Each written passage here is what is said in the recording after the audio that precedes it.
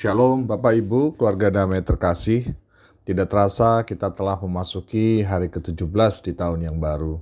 Dan kita bertemu kembali dalam Sapaan Damai Sejahtera hari ini. Renungan dan sharing Samas kita mengambil tema segala sesuatu adalah milik Allah. Dan kita akan merenungkan dan men-sharingkan akan hal-hal yang dapat mengubah cara pandang kita akan hidup ini sebagai milik Allah. Mari kita berdoa sebelum kita bersama merenungkan firman Tuhan. Bapa dalam surga, beri kami hikmat Tuhan, untuk kami bisa memahami dan merenungkan kebenaran akan firman-Mu. Urapi hati dan pikiran kami ya Tuhan. Amin. Bapak Ibu, untuk renungan dan sharing kita hari ini kita landasi dari kitab 2 Korintus 5 ayat 15. Dan Kristus telah mati untuk semua orang, supaya mereka yang hidup tidak lagi hidup untuk dirinya sendiri, tetapi untuk Dia yang telah mati dan telah dibangkitkan untuk mereka.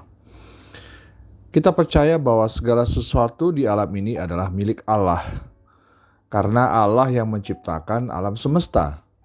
Demikian juga dengan hidup setiap kita adalah milik Allah. Kita bukan produk evolusi, melainkan kita diciptakan oleh Allah, pencipta kita. Hidup kita adalah milik Allah, tetapi permasalahannya adalah seberapa banyak orang sadar bahwa hidupnya adalah milik Allah dan seberapa banyak orang rela hidupnya dimiliki Allah. Tentu ini merupakan hal yang penting Bapak Ibu, karena siapa kita dapat dilihat dari siapa pemilik hidup kita. Jika hidupmu milik kepahitan, maka yang keluar dari kita adalah hal yang pahit. Jika hidupmu dimiliki oleh keserakahan, maka kita akan bertindak dengan dipimpin oleh nafsu kedagingan kita. Bapak Ibu, jemaat terkasih, kepahitan dapat mengubah cara pandang kita akan hidup ini sebagai milik Allah. Secara kiasan, kepahitan merujuk kepada keadaan mental atau emosional yang menggerogoti. Kepahitan dapat menjangkit orang yang berduka sangat dalam atau mengalami kondisi di mana pikirannya diracuni. Kepahitan adalah keadaan mental yang sengaja tidak mau melepaskan perasaan amarah dan siap menyerang setiap saat.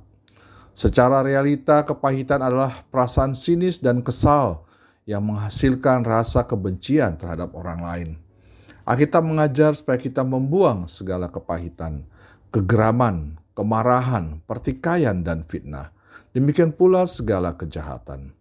Kemudian kita diberitahu untuk cara menang melawan kepahitan dengan berperilaku penuh kasih dan saling mengampuni, sebagaimana Allah di dalam Kristus telah mengampuni kita. Bahaya utama bagi orang yang mengalami kepahitan adalah bahwa rohnya menolak didamaikan. Orang yang mengalami kepahitan, dia merasa dirinya adalah bukan milik Allah, tapi dirinya adalah miliknya sendiri. Dia bebas dan berhak atas dirinya sepenuhnya. Dan akibatnya kepahitan selalu berujung pada murka. Murka yang tak terbendung itu sering menghasilkan marah yang ingin memastikan semua orang tahu tentang apa yang dialaminya. Bapak Ibu keluarga damai terkasih, kita harus waspada supaya akar yang pahit tidak tumbuh dalam hati kita. Akar semacam ini mengakibatkan kita kehilangan kasih karunia Allah. Allah berkehendak supaya umatnya hidup dalam kasih, sukacita, damai, dan kekudusan, bukan kepahitan. Oleh karena itu, orang percaya harus selalu berjaga-jaga supaya tidak menjadi pahit. Bapak Ibu, keserakahan juga dapat menjadi hal yang dapat merubah pandangan kita akan hidup ini milik Allah. Keserakahan adalah hasrat egois yang menginginkan lebih banyak dari sesuatu, yang pada umumnya adalah kekuasaan atau harta. Keserakahan serta ketamakan adalah perangkap yang membinasakan. Akar segala kejahatan ialah uang. Dan kita sebagai umat Tuhan dihimbau, janganlah kamu menjadi hamba uang, dan cukupkanlah dirimu dengan apa yang ada padamu. Karena Allah telah berfirman, aku sekali-kali tidak akan membiarkan engkau, dan aku sekali-kali tidak akan meninggalkan engkau. Bapak Ibu, keserakahan tidak dapat dipuaskan. Seringkali semakin banyak yang kita peroleh, semakin banyak yang kita inginkan.